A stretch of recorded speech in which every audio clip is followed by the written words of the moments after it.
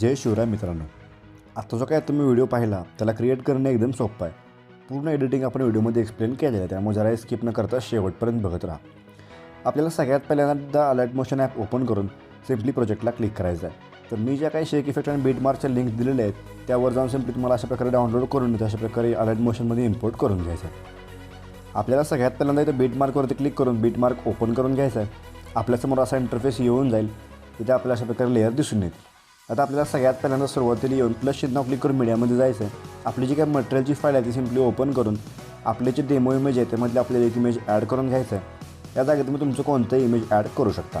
आता आपल्याला simply move and ट्रान्सफरला click करून 3 नंबरच्या ऑप्शनला येऊन आपल्याला याची साईज वाढवून इमेज फुल स्क्रीन करून घ्यायचं आहे. आता आपल्याला पुढच्या बीटपर्यंत जाऊन याची लेंथ इथपर्यंत वाढवून घ्यायचं आहे. पुन्हा आपल्याला काय करायचं आहे, इथून पुढे जेवढे बीट आहेत ते सिम्पली आपल्याला प्रत्येक बीटला एक इमेज ॲड करून त्याची आपल्याला साईज वाढवून इमेज फुल स्क्रीन करून घ्यायचा आहे.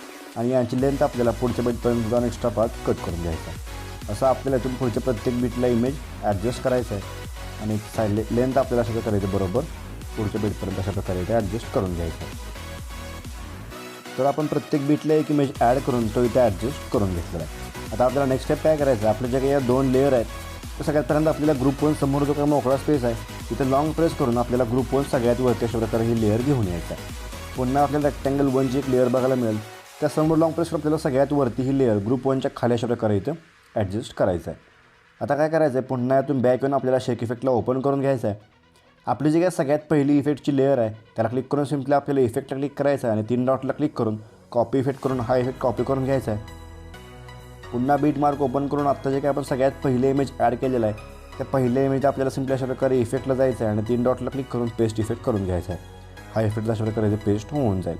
पुन्हा बॅक येऊन आपल्याला शेक इफेक्टला ओपन करून आपली जी काय 2 नंबरची इफेक्टची लेअर आहे त्याला क्लिक करून सिम्पली आपल्याला पुन्हा एकदा कॉपी इफेक्ट करून घ्यायचं आहे आणि आपल्याला पुन्हा यातून बॅक यायचं आहे. आणि अशा प्रकारे बॅक आल्यानंतर पुन्हा बीट मार्कवरती येऊन आपली जी काय पुढची लेअर आहे म्हणजेच 3.19 सेकंडचा आपल्याला जे बीट ॲड केलेलं आहे त्या बीटच्या इमेजवर सिम्पली आपल्याला हा इफेक्ट पेस्ट करून घ्यायचा आहे. पुन्हा याच्या पुढचं एक इमेज सोडून त्याच्या पुढं आपल्याला 4.27 सेकंडच्या इमेजला अजून एक इमेज बघायला मिळेल त्याला इफेक्ट पेस्ट करून घ्यायचा आहे.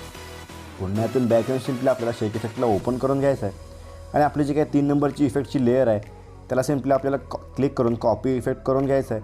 पुन्हा बीट मार्कवरती येऊन आत्ता जे काय आपण इमेजमध्ये सोडलेलं आहे म्हणजेच 4.11 सेकंडच्या बीटच्या इमेजला येऊन हा इफेक्ट ॲड करून घ्यायचा आहे. अशा प्रकारे आपले 3 इफेक्ट इथे पेस्ट होऊन जातील. आता पुन्हा बॅक येऊन आपल्याला काय करायचं आहे, शेक इफेक्टला ओपन केल्यानंतर आपली जी काही 4 नंबरची इमेजची लेअर आहे त्याला आपल्याला क्लिक करून कॉपी इफेक्ट करून घ्यायचं आहे. अशा प्रकारे इफेक्ट कॉपी करून पुन्हा आपल्याला बीट मार्क ओपन करून घेतल्यानंतर आता आपल्याला ॲरोवरती क्लिक करत पुढं जायचं आहे आणि आपला जो काय सगळ्यात 6.08 सेकंडचा बीट आहे त्या बीटला येऊन सिम्पली आपल्याला या इमेजला इफेक्ट पेस्ट करून घ्यायचा आहे. पुन्हा आपल्याला एक इमेज सोडून त्याच्या पुढचं जे काय इमेज आहे त्याला हा इफेक्ट पेस्ट करून घ्यायचा आहे. असं आपल्याला सिम्पली एकाडे एक इमेजला हा इफेक्ट पेस्ट करत जेवढे काय आपले शेवटपर्यंत इमेजेस आहेत त्या सगळ्या इमेजला आपल्याला हा इफेक्ट एकाडे इथं पेस्ट करून घ्यायचा आहे.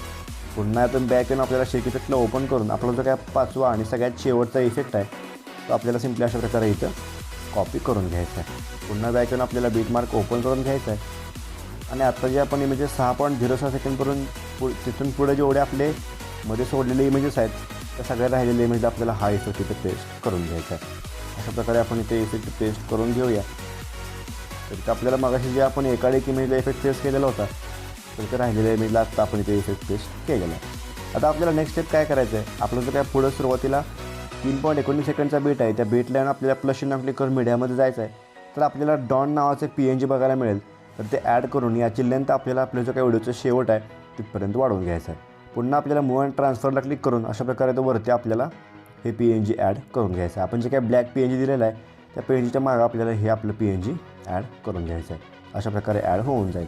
पुन्हा बॅक येऊन आपल्याला शेक इफेक्टला ओपन करून आपले जे काय पहिल्या 2 लेअर आहेत तिथं आपल्याला लॉंग प्रेस करून कॉपी 2 लेयर्स करून घ्यायचं आहे आणि पुन्हा आपल्याला बीट मार्कवरती सुरुवातीला येऊन पेस्ट 2 लेयर्स करून घ्यायचं आहे. अशा प्रकारे इथं हा लेअर पेस्ट होऊन जातील. तर आजचा आपला व्हिडिओ इथे एडिट झालेला आहे. आता आपल्याला व्हिडिओ सेव्ह करायचं आहे. इथं आपल्याला राईट साईडला कोपऱ्यात एक्सपोर्टचा ऑप्शन मिळेल, त्याच्यावरती क्लिक करून आपल्याला व्हिडिओ एक्सपोर्ट करून घ्यायचा, म्हणजे व्हिडिओ याच्यामध्ये गॅलरी सेव्ह होऊन जाईल.